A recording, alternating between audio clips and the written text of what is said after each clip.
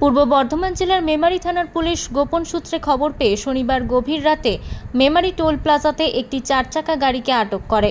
গাড়িটি উড়িষ্যা থেকে আসছিল। গাড়িতে তল্লাশি চালিয়ে একটি গাঁজা ভর্তি বস্তা উদ্ধার হয়। গাড়িতে প্রায় 50 কেজি গাঁজা ছিল। গাড়িটি বীরভূমে যাচ্ছিল। পুলিশ গাড়িতে থাকা এক মহিলা সহ 4 জনকে গ্রেপ্তার করে। ধৃত 35 বছরের অসীম সরকার বর্ধমানের কাঁটাপুকুর এলাকার বাসিন্দা। 55 বছরের ওম প্রকাশ প্রসাদ নতুন পুকুর পাড় এলাকার বাসিন্দা।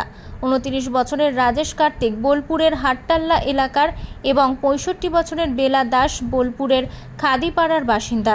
ধৃতদের রবিবার আদালতে পেশ করা হয়।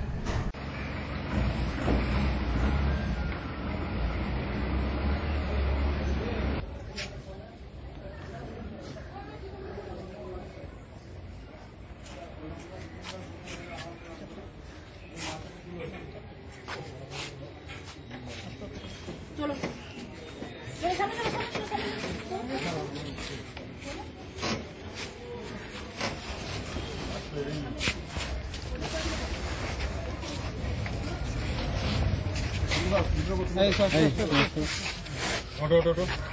আস্তে আস্তে আস্তে পেছনে, হ্যাঁ আস্তে টানো, আস্তে মাথা নিয়ে আসতে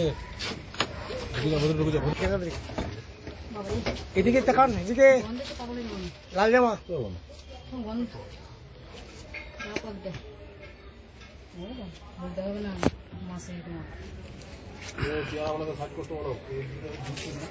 sorry sorry sorry sorry sorry